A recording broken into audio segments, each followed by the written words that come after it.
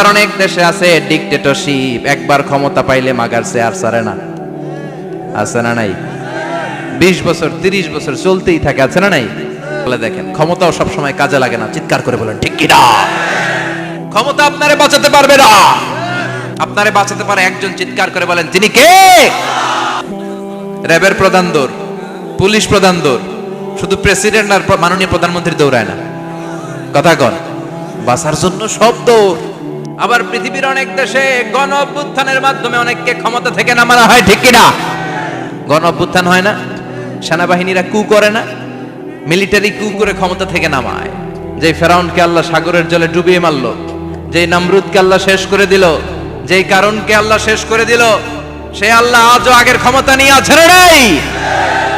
এজন্য বিয়াদিহিল মুলক, তার হাতে ক্ষমতা। ওহু আলা কুল্লি শাইইন কাদির, তিনি চাইলে সব করতে পারেন। তিনি রাজারে প্রজা বানাতে পারেন, প্রজারে রাজা বানাতে পারেন, ধনীরে গরিব বানাতে পারেন, গরিবরে ধনী বানাতে পারেন। তিনি সাগরকে মরুভূমি করতে পারেন, মরুভূমিকে দরিয়া করে দিতে পারেন। তিনি কে?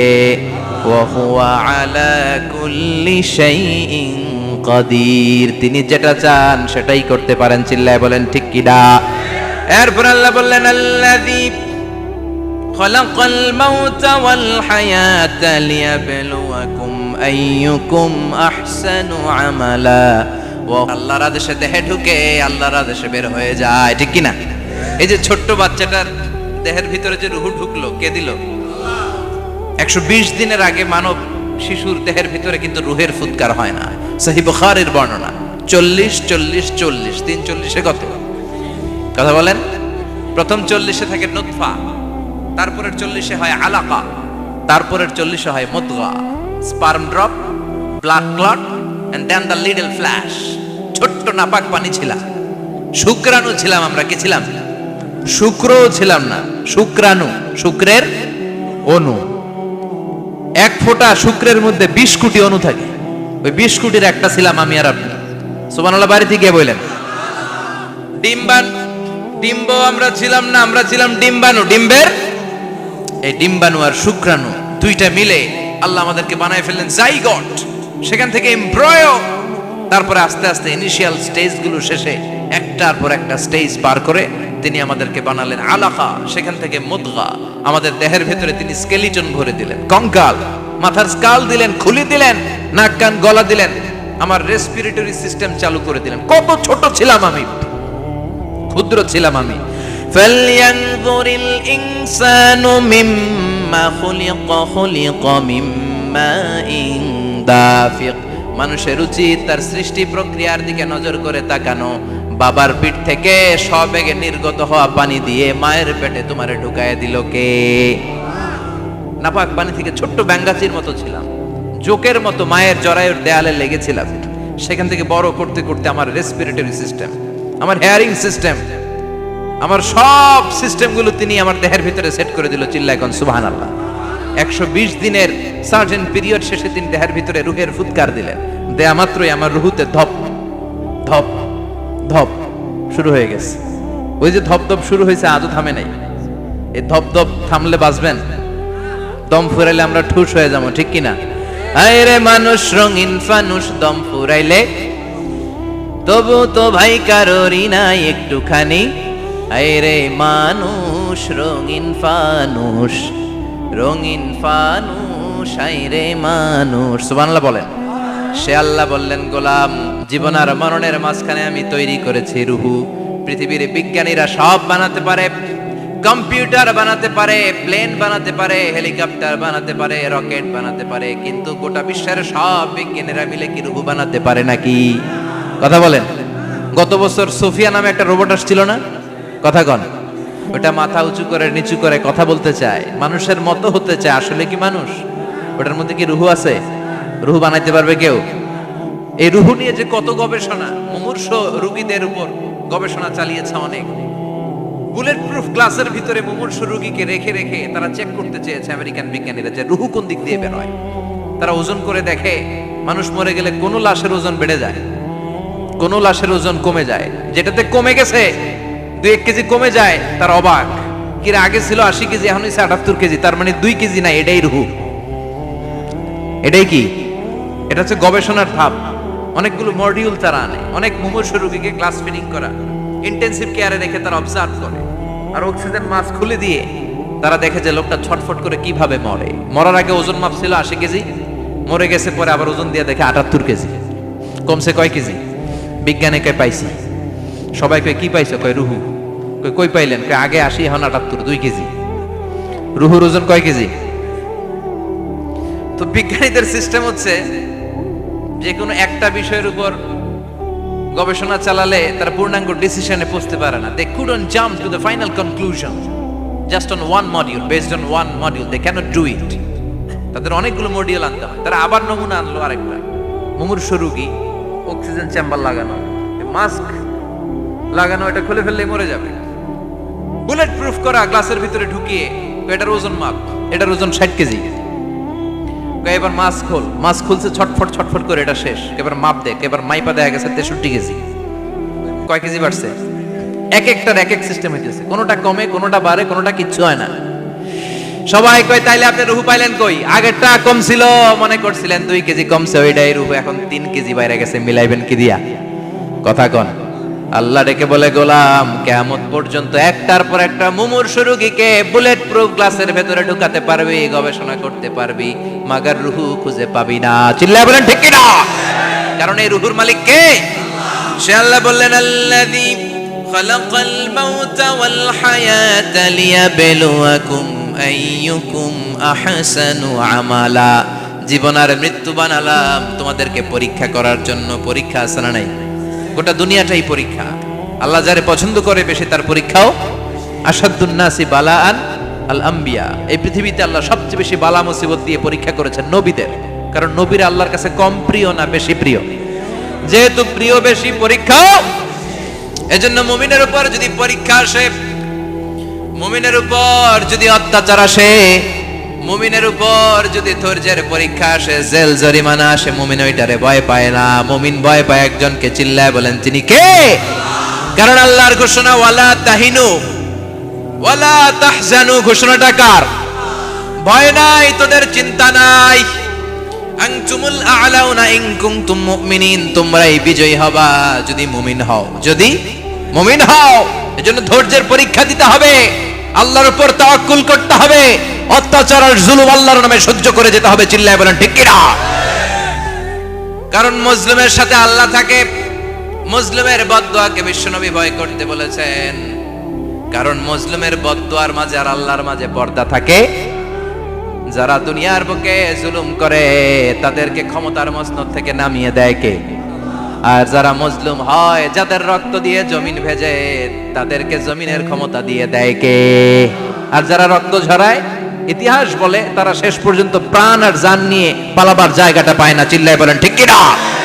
এজন্য মুমিন খুব ভালো করে জানে, রাত্রি যত গভীর হয়, সুবহে সাদিকের সময় কাছে আসতে থাকে। গর্ভবতী নারীর পেটের জ্বালা যন্ত্রণা, ব্যথার পেইন যত বাড়ে, নতুন মেহমান আগমনের সময় কাছে আসতে থাকে। তেমনি ইসলামের পক্ষের শক্তির উপর যদি অত্যাচার, অনাচার, স্টিম রোলার বেড়ে যায়, এটা প্রমাণ করে ইসলামের বিজয়ের সময় কাছে আসতে শুরু করেছে। চিল্লায় বলো ঠিক কি না? এজন্য রাব্বুল আলামিন ডেকে বলেন, গোলাম লিয়াবলুয়াকুম আইয়ুকুম আহসানু আমালা।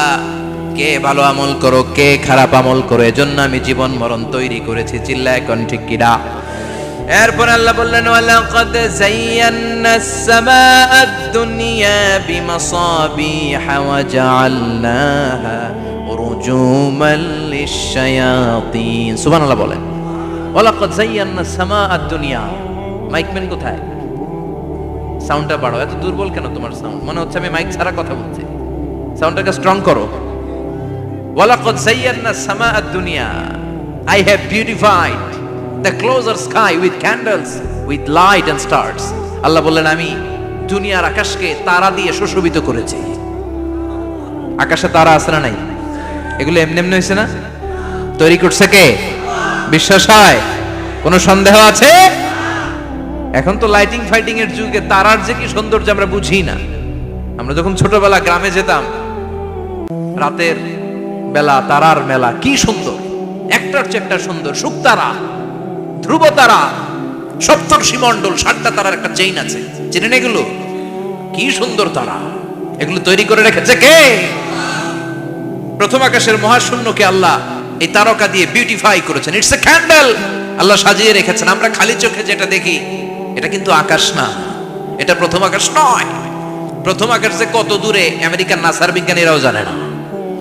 খালি চোখে আমরা যা দেখি এটা প্রথম আকাশের মহাশূন্য, এর অনেক অনেক অনেক উপরে প্রথম আকাশ। এরপরে দ্বিতীয় আকাশের মহাশূন্যের স্তর শুরু, এরপরে দ্বিতীয় আকাশ, তারপরে তৃতীয় আকাশের মহাশূন্যের স্তর শুরু, তারপরে তৃতীয় আকাশ।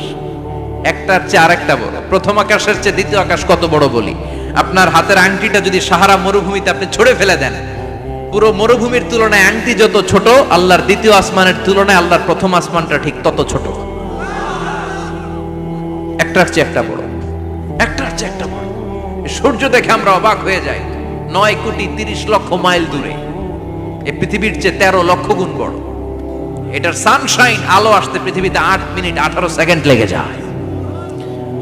আমরা মনে করছি সূর্যই বড়। আমরা বসে আছি মাইথার দিয়াতে, তাই না? এই জায়গাটার নাম কি? মাইথার দিয়া। কি খালি এতটুকু প্যান্ডেলের সমান? কত বড় মাইথার দিয়া! এই পুরো মাইথার দিয়া কোন থানায় পড়ছে? দাউদকান্দি। দাউদকান্দি হচ্ছে কুমিল্লার 16টা থানার একটা, ঠিক কিনা? 16 থানা মিলে কুমিল্লার একটা জেলা। এরকম কয়টা জেলা আছে? 64 জেলা। এই 64 জেলা মিলে আমাদের সুজলা সুফলা শস্য শ্যামলা ডিজিটাল বাংলাদেশ।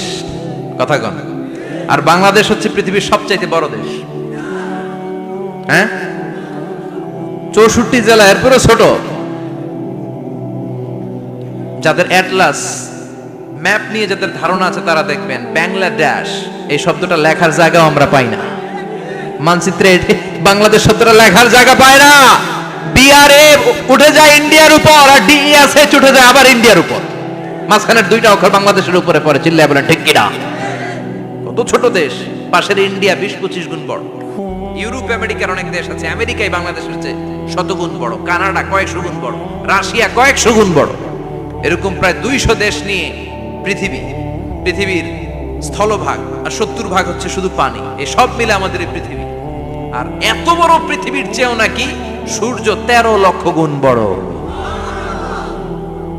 তার মানে সূর্যই বড় না, সূর্যের চেয়ে অনেক বড় তারা আছে।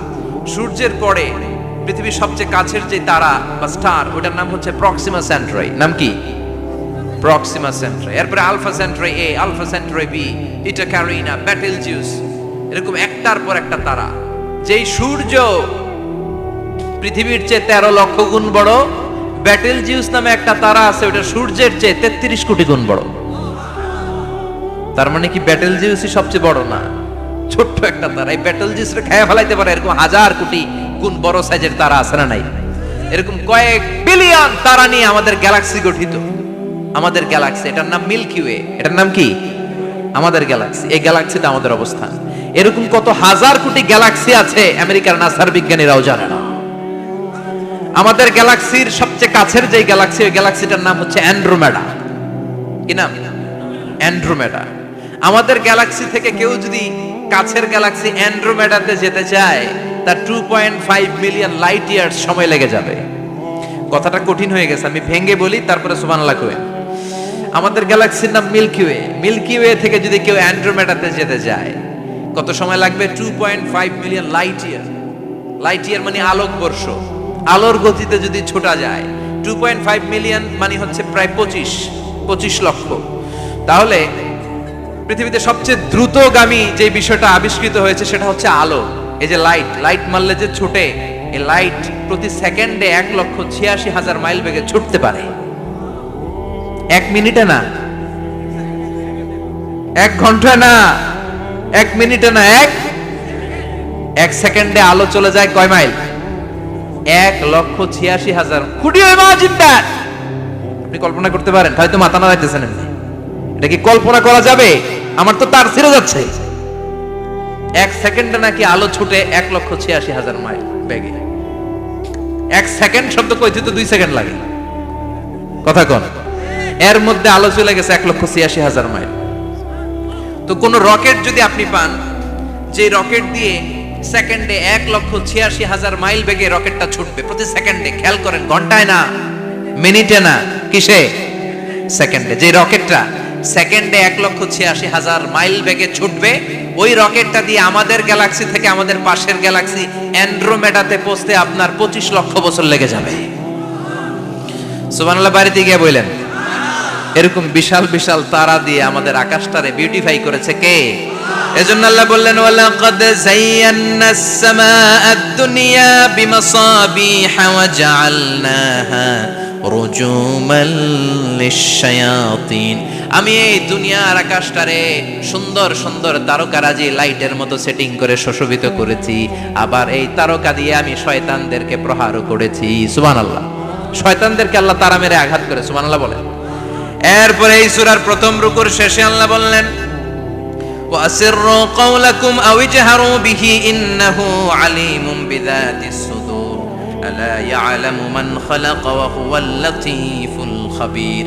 আল্লাহ বললেন, ওয়াসিররু কাওলাকুম, তোমরা যদি গোপনে কথা বলো, আও ইজহারু বিহি, কিংবা স্পষ্ট করে বলো, সব শুনে কে? আপনি যেমনি বলেন শুনবে কে? বলেনই নাই, শুধু মনে মনে ভাবছেন, শুনবে কে? সুবহানাল্লাহ কইবেন না?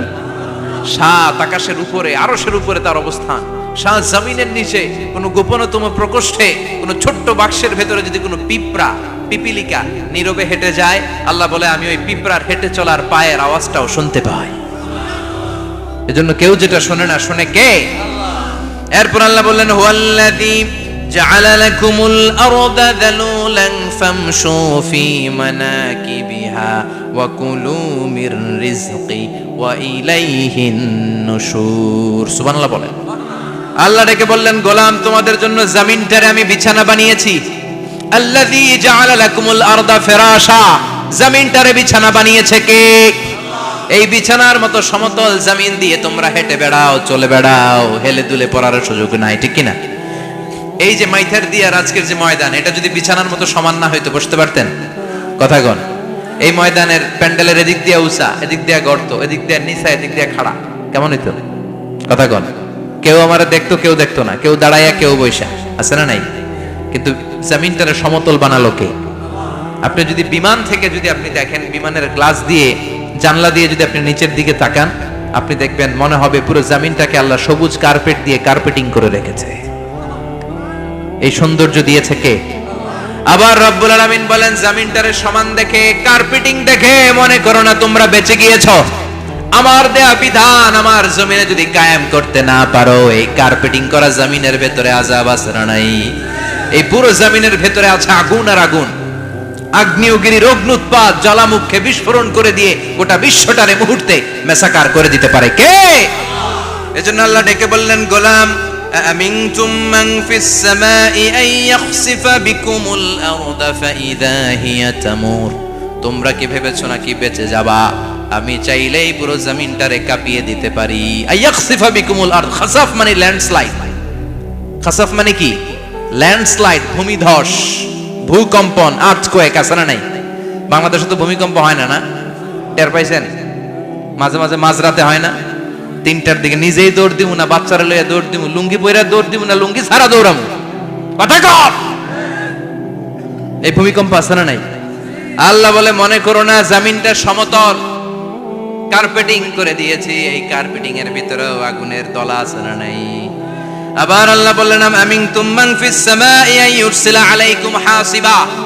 নিচে যেমনি কার্পেটিং করা জমিনের ভেতরে অগ্নুৎপাত রেখে দিয়েছি, মাথার উপর থেকে আযাব দেওয়ার সুযোগ আছে না নাই? চাইলে আল্লাহ অগ্নি বৃষ্টি দিতে পারে, আগুন বৃষ্টি দিতে পারে, ঠান্ডার বজ্রপাত দিতে পারে। আপনারা লূত আলাইহিস সালামের কওমের নাম শুনেছেন?